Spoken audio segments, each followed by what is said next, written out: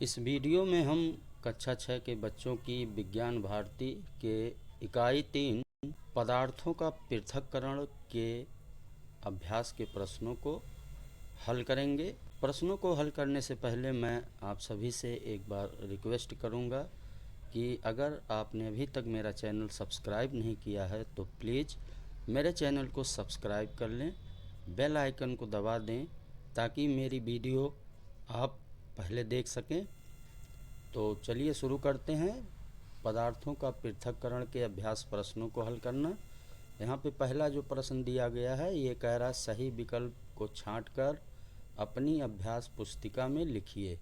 तो यहाँ पहला प्रश्न दिया गया है का शुद्ध पदार्थ वे पदार्थ हैं, इसमें 4 विकल्प है। पहला है जो खाने में शुद्ध हो, दूसरा है जिन्हें छानकर वाष्पित कर पृथक किया जा सके, तीसरा है जिसमें सभी अणु समान प्रकृति के हों, और चौथा विकल्प है जो विभिन्न तत्वों के मिश्रण हो। तो इसमें हमारा जो विकल्प सही विकल्प है वो तीसरा वाला विकल्प सही है, जिसमें सभी अणु समान प्रकृति के हों। फिर दूसरा है खा वायु है। तो पहला विकल्प है शुद्ध पदार्थ, दूसरा है समांगी मिश्रण, तीसरा है विषमांगी मिश्रण और चौथा है ऑक्सीजन और नाइट्रोजन का यौगिक। वायु है, इसका सही विकल्प है समांगी मिश्रण, दूसरा वाला विकल्प सही है। फिर गा है बालू और लोहे की छीलन को पृथक किया जा सकता है।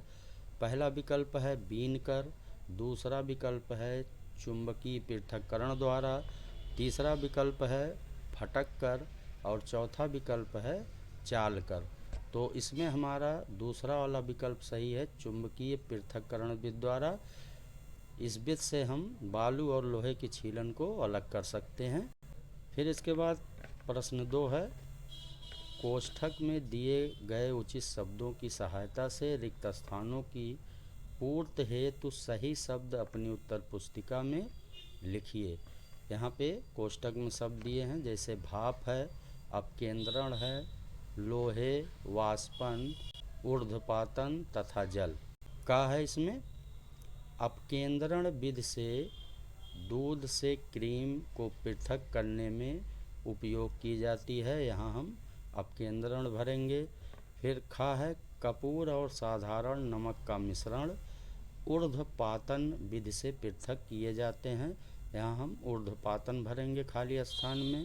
फिर इसके बाद गा है लोहे के छीलन को किसी मिश्रण से चुंबक द्वारा पृथक किया जाता है। घा है नमक और पानी के मिश्रण से नमक वाष्पन विधि द्वारा पृथक किया जाता है। फिर ङा है आसवन विधि द्वारा भाप से शुद्ध जल प्राप्त किया जाता है, यहाँ भाप भरेंगे, यहाँ जल भरेंगे। फिर प्रश्न 3 है निम्नलिखित दिए गए वाक्यों में सत्य और असत्य को छांटकर अपनी अभ्यास पुस्तिका में लिखिए। यहाँ का दिया है नदियों के जल के तलछटीकरण और छानने के बाद पीने का पानी प्राप्त होता है, तो ये सत्य है। फिर खा है चावल के कण महीन छेद वाली चलनी से छानकर पृथक कर लिए जाते हैं, ये असत्य है। फिर गा है समुद्र जल को वाष्पित करके नमक प्राप्त किया जाता है, ये भी सत्य है। फिर घा है शुद्ध पदार्थ समांगी पदार्थ हैं जिसमें केवल एक ही प्रकार के अणु होते हैं, ये असत्य है। फिर चीनी का शरबत विषमांगी मिश्रण है, ये भी असत्य है। चाहे क्रोमेटोग्राफी विधि द्वारा रंगों का विभेदीकरण करते हैं, ये सत्य है। फिर इसके बाद प्रश्न 4 है यदि मिश्रण में दिया गया अवयव निम्नवत गुण प्रदर्शित करता है तो इसमें पृथक्करण की कौन सी विधि अपनाएंगे। का कह रहा है दूसरे अवयवों से भारी हो, तो इसमें हम पृथक्करण के फटकना और ओसाना विधि का प्रयोग करेंगे। फिर खा है दूसरे अवयवों से बड़ा हो, तो इसमें हम पृथक्करण की बीन कर और चालना विधि का प्रयोग करेंगे। फिर दूसरे अवयवों से आकृति एवं रंग में भिन्न हो, तो इसमें भी हम बीन कर पृथक्करण विधि का प्रयोग करेंगे। फिर घा है, एक पानी में घुलनशील दूसरा अघुलनशील हो, तो इसमें हम निथारना और छानना विधि का प्रयोग करेंगे। फिर ङा है, एक अवयव तैरता हो दूसरा अवयव डूब गया हो, तो इसमें हम पृथक्करण की आसवन विधि और अपकेंद्रण विधि का प्रयोग करेंगे।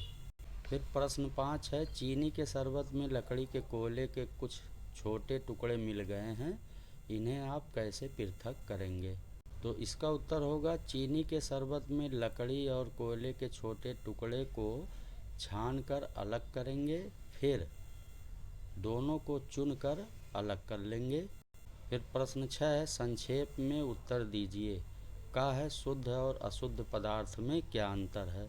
तो इसका उत्तर होगा, शुद्ध और अशुद्ध पदार्थ। शुद्ध पदार्थ के सभी अणु अथवा परमाणु समान होते हैं तथा इनके गुण निश्चित होते हैं, जबकि अशुद्ध पदार्थ में भिन्न भिन्न अणु तथा परमाणु होते हैं तथा इनके गुण अनिश्चित होते हैं। फिर खा है, समांगी और विषमांगी मिश्रण किसे कहते हैं? तो पहले समांगी मिश्रण देखेंगे क्या है। ऐसे मिश्रण जिनमें दो या दो से अधिक अवयव उपस्थित रहते हैं किंतु उन्हें अलग अलग नहीं देखा जा सकता, उसे समांगी मिश्रण कहते हैं। फिर इसके बाद है विषमांगी मिश्रण। ऐसे मिश्रण जिनमें उनके अवयवी पदार्थों को अलग अलग देखा जा सकता है, विषमांगी मिश्रण कहलाते हैं। प्रश्न का है, दो शुद्ध पदार्थ के नाम बताइए।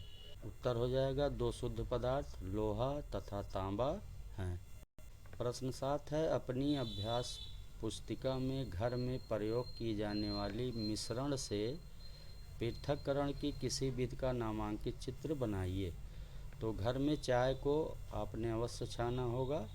दरों में अघुलनशील पदार्थ के मिश्रण के घटकों को छानकर पृथक किया जा सकता है।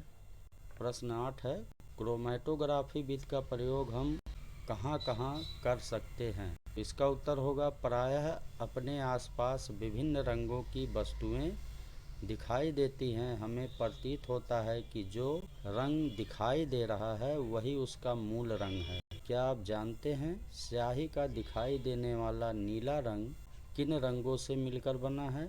हम कैसे पता लगाएंगे कि नीला रंग कई रंगों से मिलकर बना है? हम क्रोमैटोग्राफी विधि द्वारा इसकी जानकारी कर सकते हैं।